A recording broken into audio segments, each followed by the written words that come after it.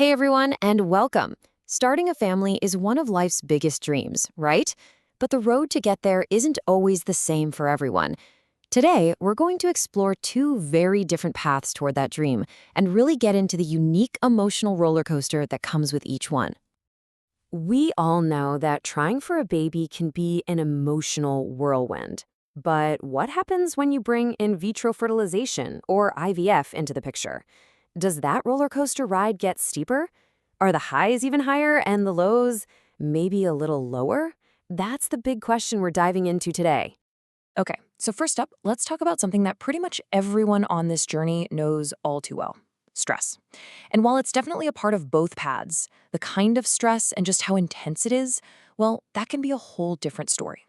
So when you're trying to conceive naturally, a lot of the stress bubbles up from not knowing, right? You're tracking your cycle, trying to time everything perfectly, and that feeling of disappointment each month can really start to add up. It's like this private, quiet little pressure cooker. But with IVF, wow, the stress completely shifts gears. It's not just an emotional thing anymore. It suddenly becomes this very real medical and financial thing. All of a sudden, your life is full of appointments, you're dealing with a huge cost, and you're taking hormones that can literally change your mood. Every single step, from stimulation to retrieval to the transfer, feels like its own massive high-stakes event. And here's where the physical and the emotional really crash into each other. The medications you use in IVF, like gonadotropins, are literally designed to change your hormone levels. And those hormones, they can mess with the chemicals in your brain that control your mood, like serotonin. So if you're feeling super anxious or having these crazy mood swings, it's not just all in your head. It can be a direct physical side effect of the treatment itself. So with all of this hope and effort on the line for both journeys, what happens when a cycle doesn't work out? That feeling of disappointment is something everyone can understand, but the weight of that disappointment, that can feel profoundly different. You know, an unsuccessful IVF cycle often feels like so much more than just a disappointment. It can feel like a true loss. You've poured so much time, so much emotion, money, and physical energy into this one single, hugely anticipated chance. And you can really see the difference laid out here. A failed natural attempt is, of course, incredibly painful, but the feeling can be a bit ambiguous. With IVF, the loss feels more concrete, more intense. And then comes something called decision fatigue, that completely overwhelming job of trying to figure out what to do next. Do we try again? Do we change our plan? It's a whole other layer of emotional work. So how do you get through all of this? Well, that brings us to one of the most powerful tools you have: your support system.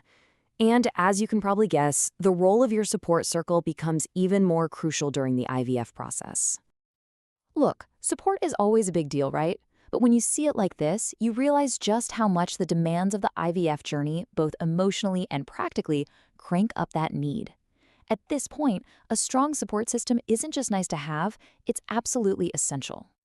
So why the big difference? Well, beyond the higher emotional strain, there's a real need for actual practical help, like with injections or just getting to all those appointments. Plus, you can become way more sensitive to those well-meaning but sometimes really intrusive questions from people. But get this part is pretty amazing. Studies show that good emotional support can actually physically lower your stress hormones. How cool is that? Okay, we've talked a lot about the challenges, so let's flip the script and talk about the empowering stuff. What can you actually do to navigate this journey and protect your own well-being? Let's take a look at the toolkit. Building your coping toolkit is so important. First, talking to a professional who really gets fertility can be a total game changer. Second, connecting with peer support groups is amazing because it reminds you that you are not the only one going through this. And finally, never, ever underestimate the power of mindfulness and self-care. Even simple things like deep breathing or some light yoga can make a huge difference in managing that day-to-day stress. So, if you take just one thing away from our chat today, please let it be this. Whatever you are feeling, on whichever path you happen to be on, your feelings are 100% valid. The highs, the lows, the frustration, the hope, it's all part of a journey that can feel lonely, but you are never, ever truly alone. At the end of the day, both of these paths are incredible journeys of hope and resilience. Now, before we wrap up, it's really important to remember that this whole discussion is just for educational purposes, and it's definitely not a substitute for professional medical advice. If you're looking for more detailed information on the IVF process, you can find a ton of amazing resources over at ivfforme.com. Thanks so much for joining me.